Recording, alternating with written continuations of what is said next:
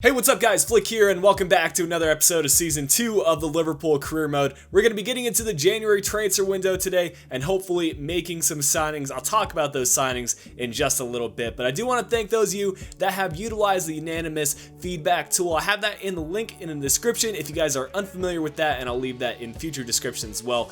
But I'm going to start by simulating this match in the FA Cup. It's against Chesterfield. Surely we can get a win at home, and then we're going to play this match against Manchester City, play this match against Crystal Palace, and we're going to simulate to the 13th and continue on with the transfer window in the next episode. There are three main positions I'm looking to strengthen during this transfer window. Our left back / CDM, and David Alaba is going to be our primary transfer target. With those kind of stats, you just cannot go wrong. The next position we're looking to strengthen is our center back, and Nicolas Sula is our primary transfer target. He won the vote by far. And then for the goalkeeper position, we're looking to get rid of Mignolet and bring in Jose Reina. We'll get some simulated action going here, and we brought out our second team for this match. This could even be the last match that Mignolet does play, so hopefully you can put in a good performance and you can leave Liverpool on good terms. I have nothing against Mignolet, but it just isn't a right fit at this point in time. Roberto Firmino also scoring in this match against Chesterfield. He might be another player that I'm looking to sell. We'll see what kind of offers do come in. But now moving to the second half, a couple of substitutions being made. We brought on Lallana, who does end up getting a goal for us, and it looks like we will be advancing to the next round of the FA Cup. Lallana bags a double, and we now have a very convincing victory. We haven't been able to make any transfer deals quite yet because it's already time for our match against Manchester City. It's an away match, and it'll likely be a rematch for us to play against Raheem Sterling once again, so obviously we want to pick up this victory. And a look at the league table, we're still top, 7 points ahead of Chelsea. Manchester City all the way down at 10th place. Pretty disappointing season thus far for them, and they're going to look to redeem themselves with their talented cast in today's match. And apparently we're now the best defensive team as well as the best offensive team, so things seem to really be going our way this season for Liverpool. You guys have been asking if I'm playing on world-class difficulty, and I'm playing on legendary, guys. It doesn't get any more difficult, at least in terms of career mode. But this is Manchester City starting 11. We're very familiar with it. Of course, they do have Thomas Muller up front. Raheem Sterling also starting in this match. Let's go ahead and pick up the W. Nathaniel Klein loses it, but we're going to get it right back with Matip. Now Klein playing it inside. We're just going to work the ball around. Can we find a couple of good passes? Coutinho finding Luis Suarez. The gameplay seems a little bit slow right now, but that's fine. We're going to play this ball through, and this might be able to find the target. Joe Hart does get the start in this match and collects this one. Manchester City, some very patient build-up, and now they're going to play this one through to Fernando. Matip intercepts it well, but Fernando gets it back. We need to defend the cross here and not let them cross this in. Thomas Muller's not going to miss from that close up. Manchester City get the early goal. It's 1-0, only 15 minutes into the game. They've been very patient with their build-up play, and we were a bit unlucky not to have that ball stolen. But fair play to Thomas Muller, and we're down early. Well, let's come back, boys. We're known to be the most offensive team in the Premier League. Of course, we can score more than one goal, and we just need to make sure we don't concede another. Marco Reus has beaten out the left back, and now he's going to be able to play this one side. It's a nice through ball. Krychowiak just needs a square. Luis Suarez can't be missing from there, and it's 1-1. We immediately respond right there, guys. And Manchester City's defense, they have some high-rated players in there, but they're relatively slow, and we have some pacey wingers. I think we can beat them out multiple times. Just some good passing. Krychowiak squares it across to Luis Suarez, and of course he's going to finish that one from inside the box. Just clinical work by our striker. Chance here for Man City. Raheem Sterling looking to make an impact on this game. He's been relatively quiet thus far, but Kevin De Bruyne is going to look to get it on his left foot. We get it cleared away. Fernando still with it though, and Hector puts in a big block, and Kevin De Bruyne plays it inside right at Karius. Maybe we can get on the counter here. Luis Suarez in extra time of the first half. Can we go ahead and get the goal? Oh, it was a good interception by Kompany. He read what Suarez was going to do.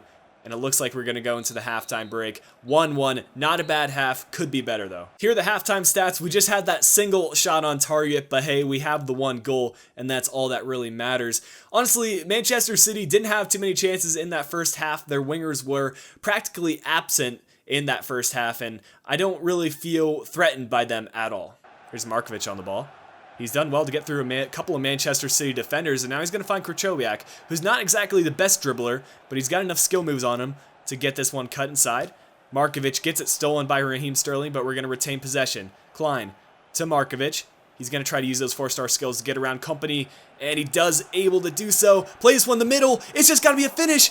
And Luis Suarez being at the right place at the right time. He didn't even shoot that one. He kind of just did it himself, but that is, regardless, still a goal for us, and we're up in front. Nathaniel Klein probably should have done a little bit better with that shot, but good work by Markovic to cut inside, get by Company, lays it off to Klein, who shoots it right at Joe Hart, but Suarez, just the poacher that he is, ends up bagging himself the goal. Nicely done. Corner kick for us. Coutinho to send it in. Can we get ahead on this? Joe Hart coming out. He's out of the box. Suarez gets the shot on target, but it was not a very powerful shot, and Man City does collect it calmly.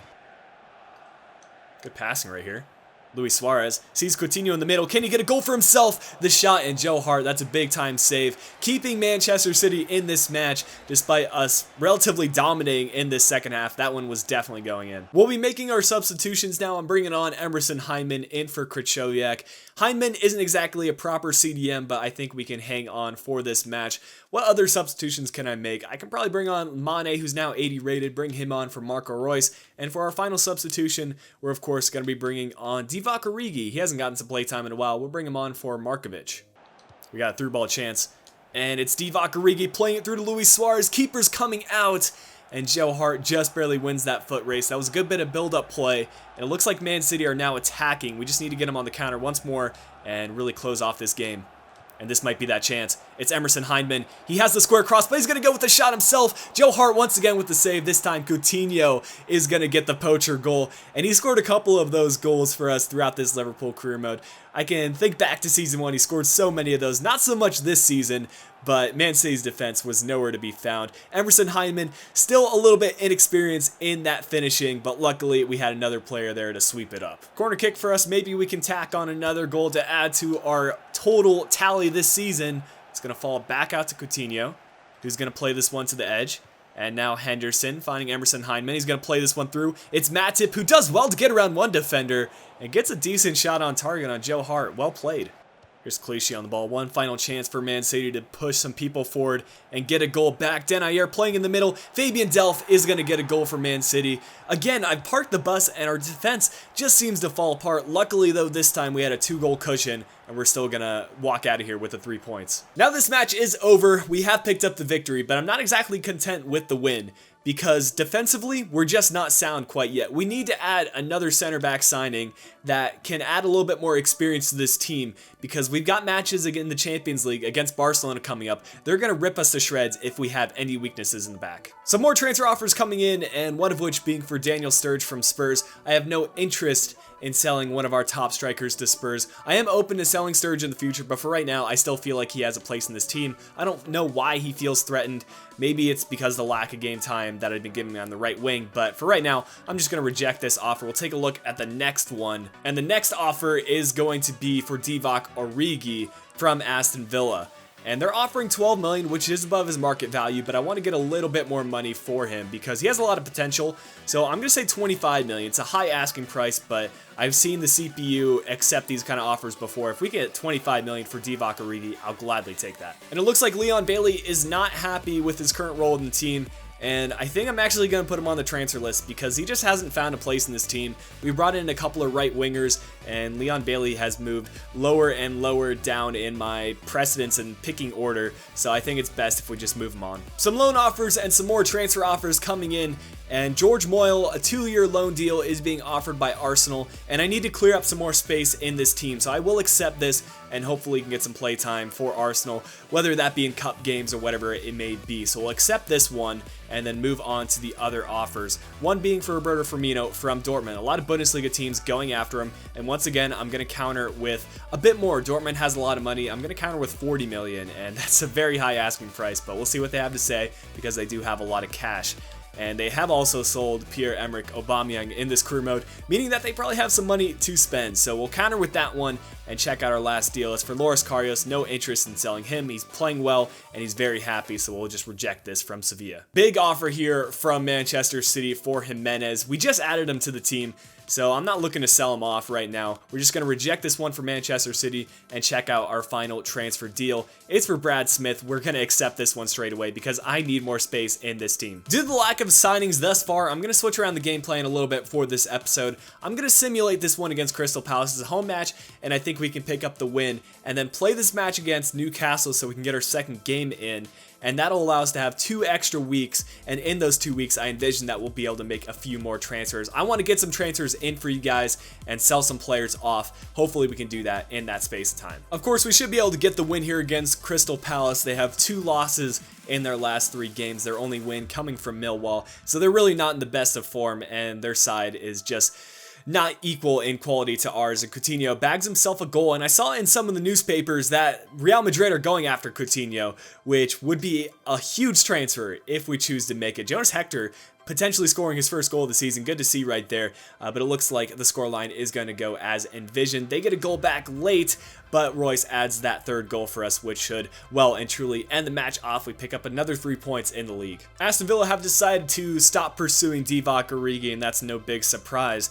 And here's that transfer offer I was talking about. Philippe Coutinho, it's from Real Madrid, $43.5 million. I need to think about this one a little bit. I have put a lot of thought into this, guys, and considering Real Madrid have a lump sum of money to spend, I am going to reject this offer. I just wanted to fool you guys a little bit. I want to keep Coutinho on this team. It's important for me to keep some aspects of the original Liverpool side intact, and Coutinho is growing like a boss. He's 86 rated right now. I can imagine him hitting 88 by the end of this career mode, so I'm just going to reject this one. I have no interest in selling Coutinho. Some more transfer deals here. Inter going after Daniel Sturridge, $28.5 million is the bid. I'm going to reject this one for now, and I'd like to keep hold of Daniel Sturridge at least for this season.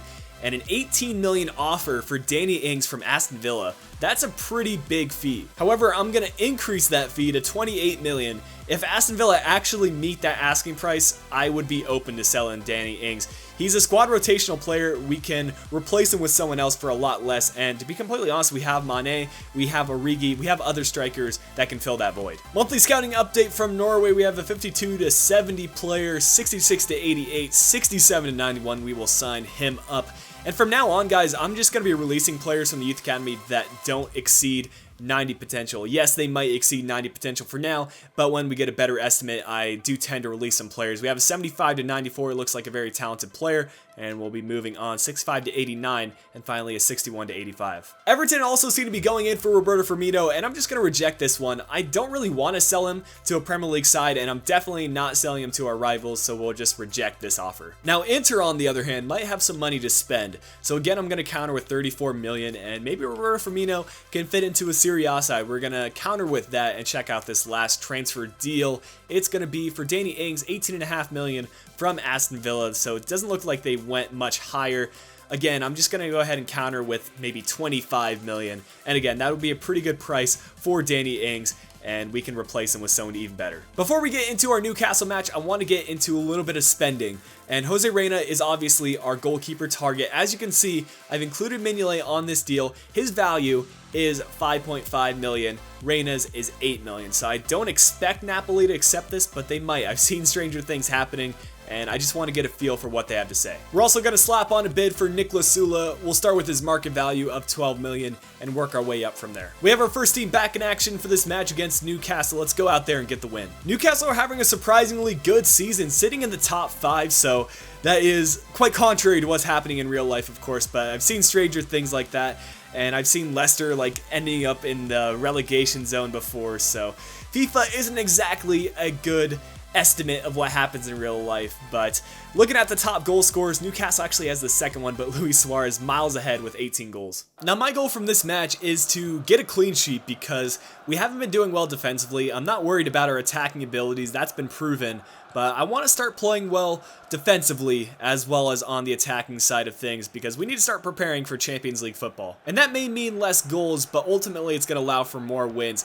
If you have a good defense, it's the backbone to any good team, and I'm trying to make this Liverpool team one of the best in the world. Here's Jonas Hector seeing Marco Reus, and he's going to try to get through this Newcastle player, and he's doing a little LTRT. Can we go with the finesse shot right there? Marco Reus, we've scored so many of those types of goals with him, and he does it once again. That finesse shot of his is just incredible, and he's even growing at such a rapid pace. I think he's up to 89 now, so soon enough he'll be 90 rated, but that is just a fantastic solo run by Marco Reus, beating out Jack Butland. Can we win this header? No, that's going to be the halftime whistle. We had a couple of chances to make it 2-0, but we'll take the lead going into the half, and I was very happy with that defensive performance. I played defensive for that first half, and I think it's going to pay off. Stats-wise, we're hanging on to the majority of possession, we're creating chances, and we're completely shutting down Newcastle. We're going to look to replicate that in the second half.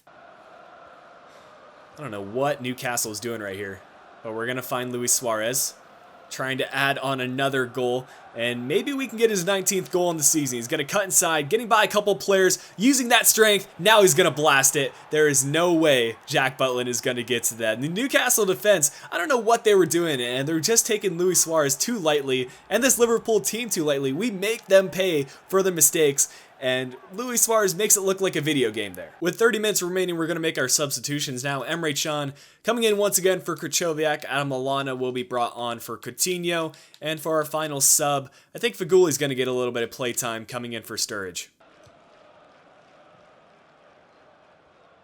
Figuli's just going to win the ball back. We're going to whip this one into the far post. And Luis Suarez absolutely fools Jack Butland and makes him look like a keeper that is straight out of the youth academy. Just a poor mistake there by Jack Butland, trying to punch it away, but Luis Suarez there with the header. And that's Suarez's 20th goal on the season, and we're just at the January transfer window. He is on an incredible pace right now.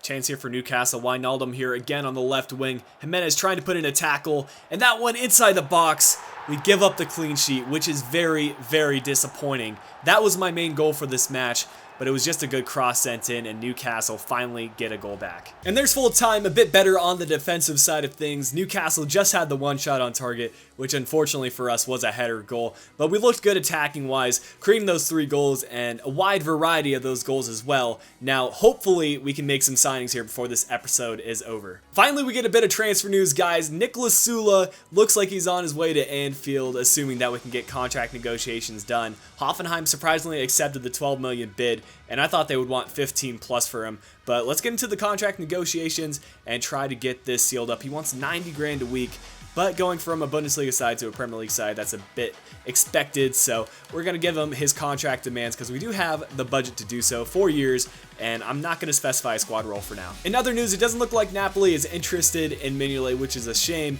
so we're going to have to get some cash value for Mignolet and then work our way through the transfer deal. But Inter look like they might be willing to spend something for Roberto Firmino. 27.5 is their offered transfer sum. So what I'm going to do is try to get a flat 30 for Mignolet. I think that his market value is 21 million. He's unhappy. That's a pretty good profit. We're going to start by lowballing Napoli and start with an 8 million bid. That's Reina's transfer market value. So we'll start with that and see what they have to say. We have a loan offer for João Teixeira, and it looks like he'll be on his way to Sheffield Wednesday for 2 years. It's time for another monthly scouting update from Mexico, starting things off the 59 to 79 player.